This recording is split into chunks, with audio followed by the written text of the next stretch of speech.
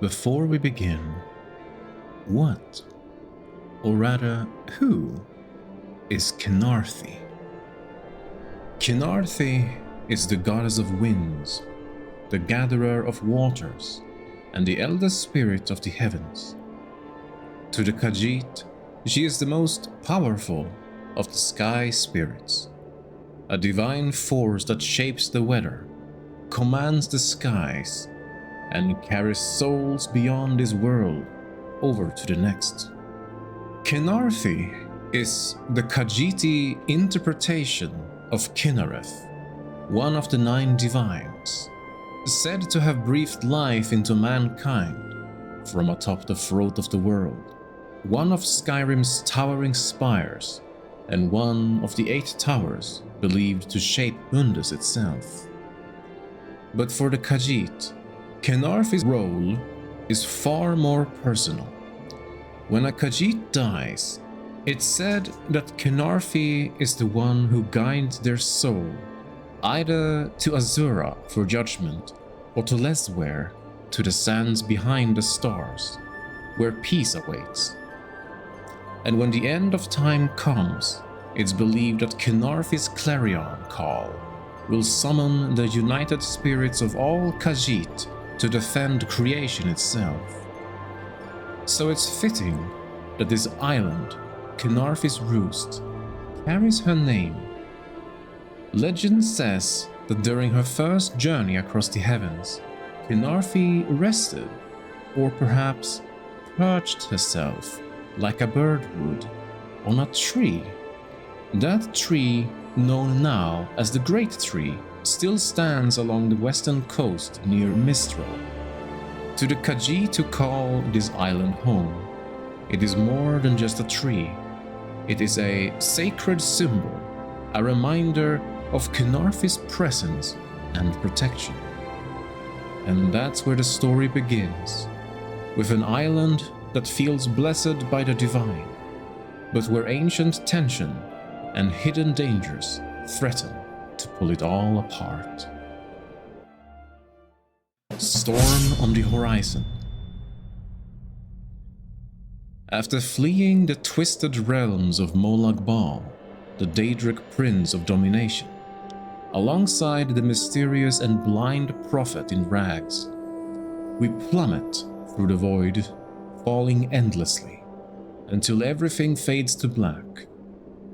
We awake in a small bedroll within a ruined tower at the Eagle's Strand camp, with the scent of the sea all around us.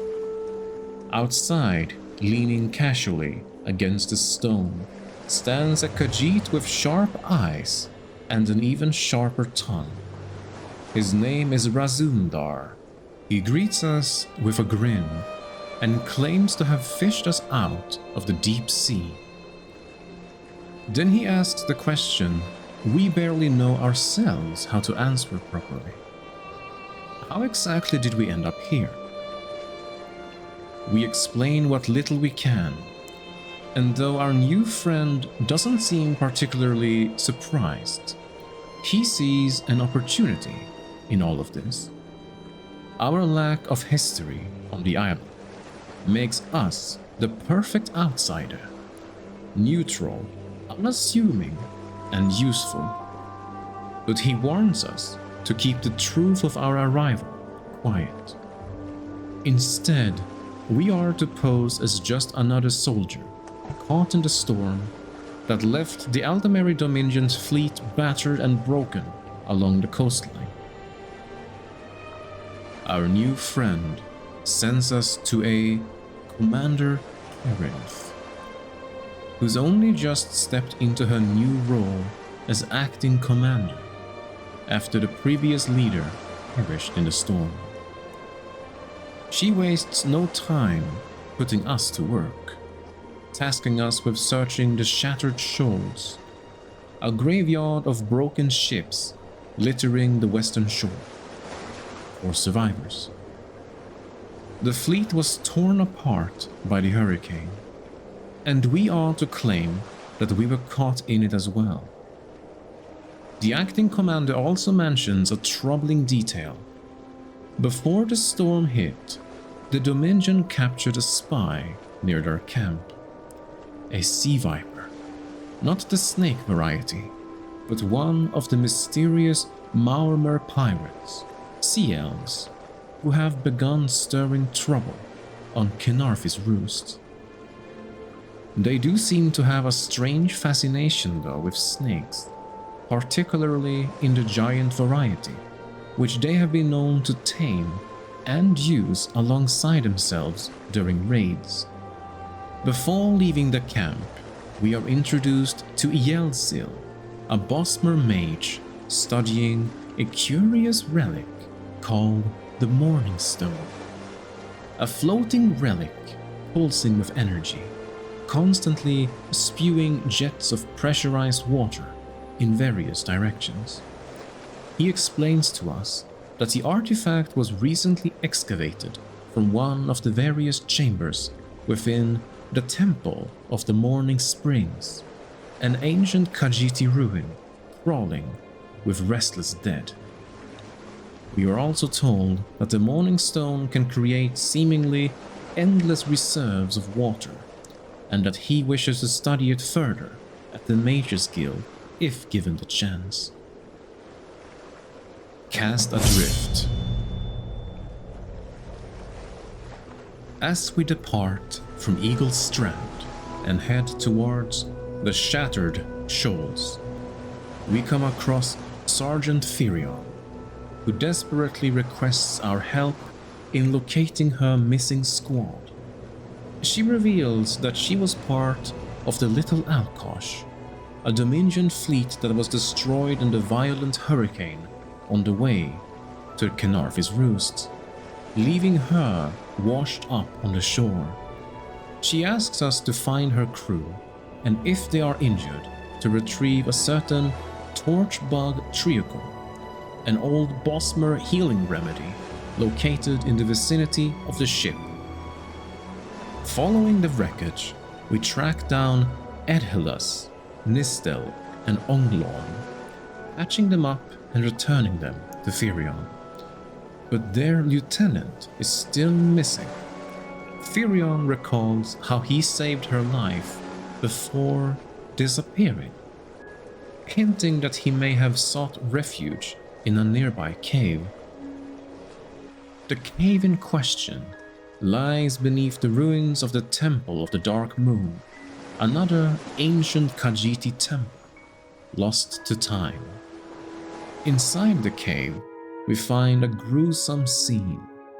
Piles of bones, snakes slithering in the shadows, and the ominous hiss of something much larger. After a tense battle with a massive serpent, we discover the lieutenant tied to a post, but already dead. His body bears shallow cuts, arranged in a peculiar wave-like pattern, with blood mixed with greenish poisonous foam. Upon reporting back to Firion, it's clear that the situation is beyond her squad's capabilities. She urges us to seek reinforcement from a nearby beached ship, thinking it's more stranded Marines. The ship, named the Prowler, belongs to a group of privateers, organized by a 𝕾𝖑𝖘 woman known as Quartermaster 𝕱𝖆𝖆. 𝕱𝖆𝖆 agrees to help, but asks for the ship to be made seaworthy again before she can promise anything to the rest of us. After securing the Prowler's future, we are told that only the captain can make the decision of reinforcement, but that the quartermaster assures our marine friends safety and provision as long as they work for it. We then find the captain on the forecastle of the ship, surveying the area. She acknowledges our efforts, but reveals that she can offer no reinforcement, but instead offers us some important information. She claims that the Sea Vipers are responsible for the attacks on the Dominion soldiers, having taken some of her crew as well. She shares that the Sea Vipers had dragged a Dominion Marine into a cave, and later they recovered his body. Before they understood the threat, Captain 𝕲𝖈 had sent her crew to scavenge for resources to repair the ship, but now 3 of them are missing. One crew member, 𝕲𝖈𝖎𝖎𝖑𝖘, has returned, telling a harrowing tale of what happened, something far more dangerous than they had anticipated. Captain 𝕲𝖈 warns of a brewing storm likely caused by the Sea Vipers. We go below deck to speak with 𝕲𝖈𝖎𝖎𝖑𝖘, who reveals that he and 2 crew members were ambushed by the Sea Vipers and taken to an island where the beached Dominion flagship, the dread 𝕲𝖆𝖆𝖆𝖑𝖘, rests. On the island, the 𝕲𝖆𝖆 performed dark rituals, binding his friends to serpent-shaped statues, and chanted strange magic as lightning surrounded them. This is when the storm began to form around the island, and 𝕲𝖈𝖎𝖎𝖑𝖘 shares that the Sea Vipers created the storm using lodestones, magical artifacts worn on their wrists to avoid being harmed by the lightning. With this new information, we obtain a lodestone from a slain Sea Viper, and we head northwest, climbing aboard the beached flagship. On board we face 𝕱𝖑𝖑𝖔𝖑, a 𝕲𝖆𝖎𝖎 mage controlling the storms, and we defeat him. We then free 𝕱𝖔𝖑𝖑 and 𝖑𝖑𝖑𝖑 from their magical bonds, halting the ritual and causing the storm to cease. Returning them to their captain, we set off on our next adventure. Tears of the 2 Moons. But we are soon stopped by a woman named Gafwen. Gafwen explains that she was part of an expedition from Eagle's Strand, where she and her master, 𝕱𝖆𝖆𝖆𝖆𝖆, were exploring the Temple of the Morning Springs, when undead suddenly began to rise. The other members of the group fled, and Gafwen was separated from 𝕱𝖆𝖆𝖆𝖆, who has not yet returned. She asks for our help in finding them. We accompany Gafwen to the temple, where we encounter a strange skeleton in tattered rags, who speaks of us as though we were clothes to be worn in different seasons. When we explain our purpose, he reveals that 𝕱𝖆𝖆𝖆𝖆 is in fact his newest attire, and threatens us with death unless we leave. Undeterred, we press on into the courtyard and dispel 2 wards, one to the south and one to the north, opening the entrance to the catacombs. Inside, the catacombs are guarded by more of the restless dead, and within one large room with a puzzle on one wall stands in our way. The puzzle involves 4 pillars, each with an etching representing a different moon phase to proceed.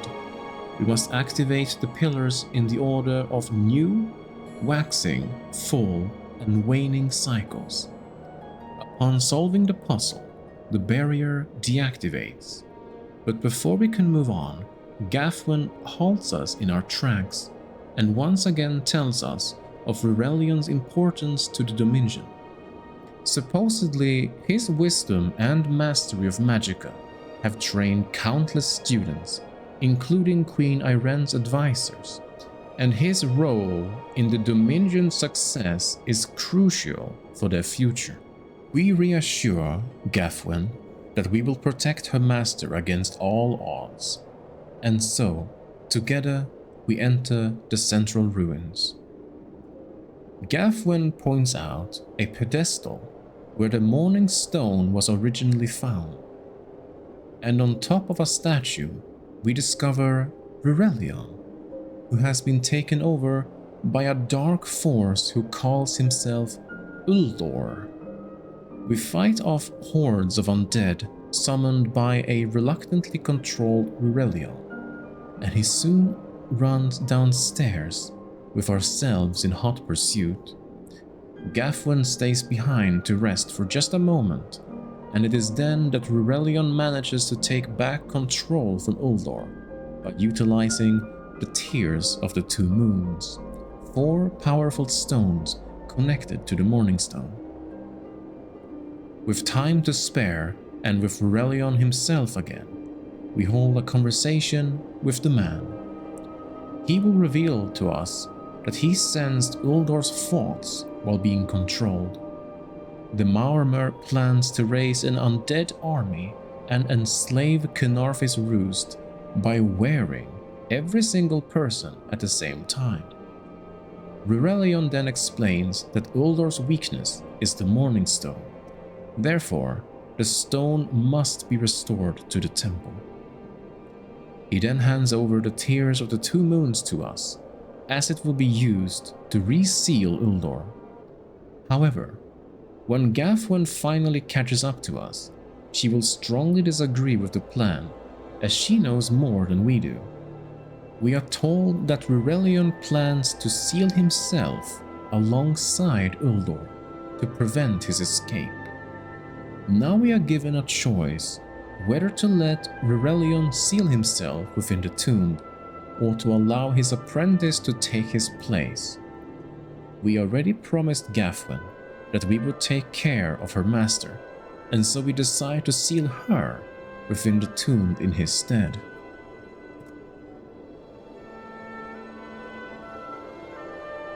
We also learn that for whatever reason, ourselves as the vestige seem to withhold some kind of power, disallowing Uldor of taking over our body, referring to us as poisoned, and so we seal Uldor up for good, and 𝕑𝖏 is deemed a hero, having saved everyone on the island from the threat that could have been. The Perils of Diplomacy. Having done quite an ordeal so far at Khenarthi's Roost, it is time for us to report back to 𝕱𝖆𝖚 in Mistral, and he has more work for us. We are told that the 𝕱𝖚, also known as the ambassador from the Dominion, arrived weeks ago to negotiate its admission into the Alliance. But unfortunately, things have not gone so smoothly. We are given a token by 𝕱𝖚𝖚 to go meet with the 𝕱𝖚, and we learn that the people of Khenarthi's Roost are divided over the presence of the Dominion.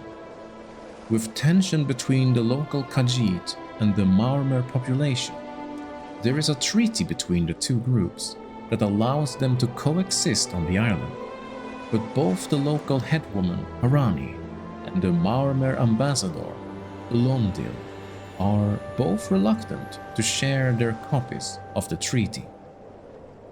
𝕈𝖚𝖚 is unwilling to show the treaty because she claims that doing so would anger the 𝕈𝖚𝖚 and complicate their relations, as they take great offense to the Dominion's claim over the island. She explains that the treaty brought prosperity and survival to the 𝕾𝖑𝖚, and she is not willing to jeopardize that during her reign. 𝕾𝖚𝖚, on the other hand, is openly hostile to the Dominion and the 𝕾𝖑𝖚, particularly angry about what he views as threats from the high elven thieves. He claims that the 𝕈𝖚𝖚's copy of the treaty is located on a distant island and suggests asking 𝕗𝑟ani for her copy instead. After failing to obtain the treaty copies from 𝕗𝑟ani and 𝕾𝖚𝖚, the 𝕱𝖚 suggests a more active approach.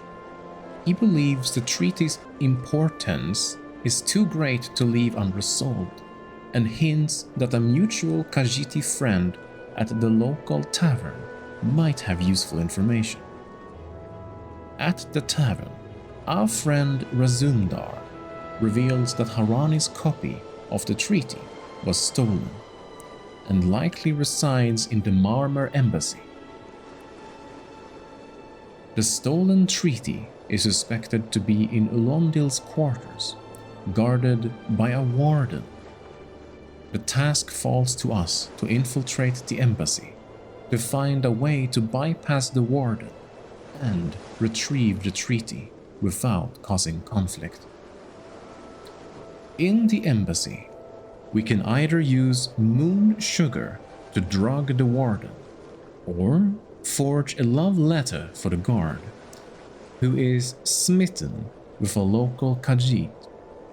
Once the guard is distracted or incapacitated, we can enter 𝕱𝖈𝖎𝖆's room and recover the treaty of Khenarthi's Roost. Returning to Rūsumdar, we report that we have the treaty. He advises us to inform the Sylvanar of its safety.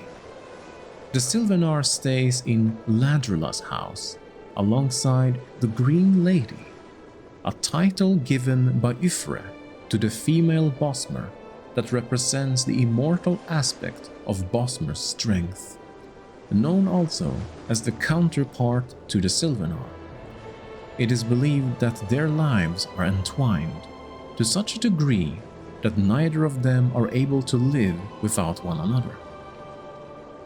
The two of them is aware of the treaty's flaws and would use it strategically to put pressure on the 𝕲𝖈. We go to meet with the Sylvanar, but unfortunately, he is found dead, his body surrounded by a strange red glow, and sulphurous miasma lingers upon the air. The Green Lady rushes in and is devastated by the news. She is furious, suspecting foul play, and vows to avenge her beloved. She gives us permission to investigate and urges us to report to 𝕻𝖆ni, the local authority. 𝕻𝖆ni is also shocked at this revelation and promises to help, offering us the role of deputies with full access to Mistral's resources going forward. As we investigate, we uncover 3 potential leads. Suspicious activity at the old sawdust mill, a strange apothecary named 𝕾𝖔𝖈, and the 𝕲𝖈 ship Serpent's Kiss. At the apothecary, we find evidence that the apothecary has sold Daedra-related ingredients to an individual who paid in full but refused to give their name, linking the murder to dark magic. On the Serpent's Kiss, we find a crate containing sea viper uniforms and flags, further connecting the 𝕲𝖈 to the crime. After gathering evidence, we report our findings to Rūsumdar, who suspects a connection between the 𝕲𝖈 and the Daedric poison. He gives us a vial of poison from the crime scene, which we deliver to the Green Lady. She identifies the poison and senses a dark trail leading through the city, which we follow to an abandoned house where an assassin is attempting to complete a ritual. The assassin is focused on the Green Lady, so we can disrupt the ritual, interrogating her afterwards. The assassin reveals that she followed the orders of Ambassador 𝕱𝖈𝖎𝖆, who believed that eliminating the Sylvanar would have prevented a coming Tempest had he been left alive. In a final confrontation, the Green Lady executes the assassin, vowing to avenge her Sylvanar's death and ensuring that 𝕱𝖈𝖎𝖆's betrayal is avenged. We confront the 𝕲𝖈 diplomat 𝕱𝖈𝖎𝖆 himself at the bridge to the embassy, where he is talking with headswoman 𝕻𝖆ni and Vice Reeve Pelidil, an Aldemari diplomat with large disdain for the 𝕲𝖈 populace, saying many a times not to trust their words. During this tense conversation, 𝕱𝖈𝖎𝖆 smugly informs us of his quote-unquote investigation into the apothecary's connection to the High Elves implying that their actions are justified by the circumstances. As we then accuse him of orchestrating the Sylvanar's death, he attempts to deny responsibility. But when we reveal that his assassin purchased Daedric blood from the apothecary to carry out the murder, his bravado starts to slip. 𝕱𝖆𝖈 dismissively brushes aside the matter, claiming that the Green Lady and her husband are dead, with nothing we can do to stop their plan. But when we inform him that the Green Lady is not dead, his confidence evaporates, and he flees to the embassy, shouting about the coming Tempest. As 𝕱𝖆𝖈 runs to the embassy, the Green Lady charges after him, and Peladil shouts at him, calling him a sea rat coward. The chaos culminates as the Green Lady races past them, determined to enact her vengeance. In the ensuing madness, Harani steps in to stop the violence, urging us to talk to her before things escalate further. We approach Harani, who is visibly shaken by the madness unfolding before her. She expresses her belief that enough death has already occurred in the city, and insists that mindless slaughter won't help anyone. She stresses that while 𝕱𝖆𝖈 must be held accountable for the Sylvanar's death, the slaughter must end now. We have to decide whether to pursue justice through the law or to allow the Green Lady to exact her vengeance. If we choose to stop the Green Lady from killing 𝕱𝖆𝖈, we confront her inside the embassy. There, she has 𝕱𝖆𝖈 cornered, and he begs for mercy, his arrogance replaced by desperation. We are given the chance to intervene and try to convince the Green Lady that vengeance will not bring the Sylvanar back, and that this is not what he would have wanted. We remind her that the Sylvanar, with his wisdom and compassion, would have urged for justice, not revenge. At first, the Green Lady is furious at our intervention, but as we continue to speak, she seems to waver, overcome by the harsh truth of our words. She admits, albeit begrudgingly so, that we are right, and allows 𝕱𝖆𝖈 to be taken into custody. Her anger subsides, though the pain of her loss is still evident. She asks us to leave her to her work, recognizing that she has for now chosen the path of justice rather than that of bloodshed. When we return to Harani, we explain what happened inside the embassy. If we have brought 𝕱𝖆𝖈 into custody, she is relieved that we took the necessary steps to prevent further bloodshed, though the situation remains dire. Harani shares that before 𝕱𝖆𝖈 fled, he had mentioned a Tempest, a possible reference to the Marmar forces preparing to invade. She is deeply concerned, but she holds hope that with the help of the Dominion, they may be able to fortify the island. Harani also reveals that she has officially joined the Dominion, signing a treaty to ensure Khenarthi's Roost's protection. While she was reluctant to make this choice, she knows it's the best course of action to secure the future of the island and protect its people from the Marmar threat. She hopes that the Dominion's help will strengthen their defenses, but there are still many challenges ahead. The Tempest Unleashed. 𝕳𝖈𝖎, one of the eyes of the Queen, suddenly rushes up to us, frantic and out of breath. She tells us that the sea vipers have attacked 𝕾𝖑𝖑𝖔𝖚, and the defensive forces are dangerously thin.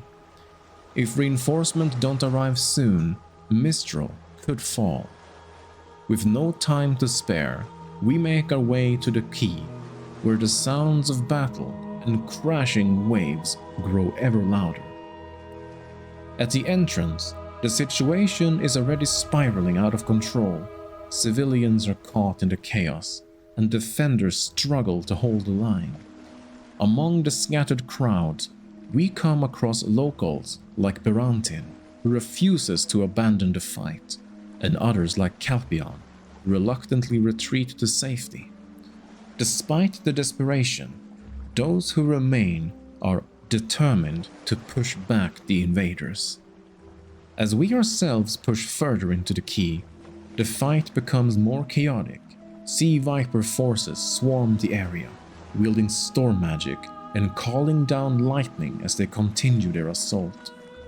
Amid the fighting, strange devices and symbols are scattered throughout the area, hinting at something far more sinister than a simple raid.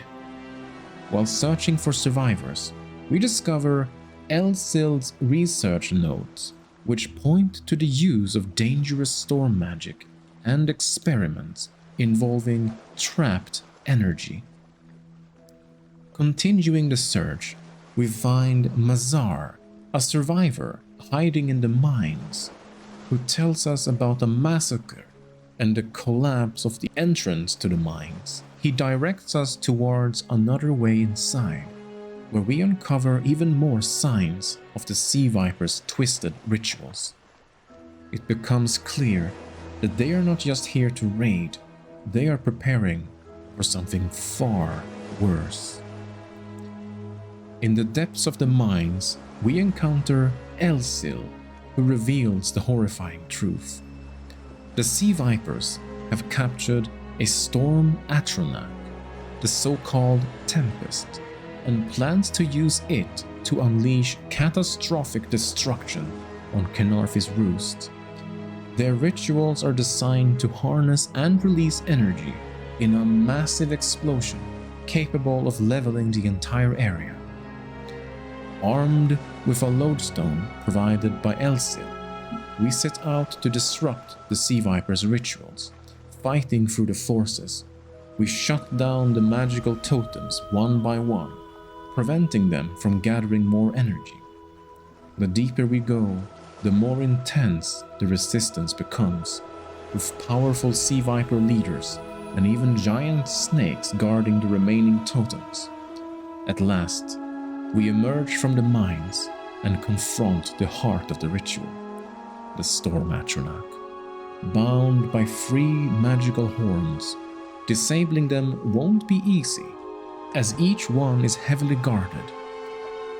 But with determination, we fight through the remaining defenses and deactivate the horns. As the atronach is released, it turns on the Sea Vipers, bringing chaos to the ranks and forcing them to scatter. With the immediate threat dealt with, we regroup and assess the damage. 𝕱𝖈𝖎𝖑𝖘 appears once more, helping us secure the area and direct the survivors to safety. From there, we make our way to Captain 𝕾𝖈𝖎𝖎, who offers us safe passage off the island and onward to 𝕱�uriyon.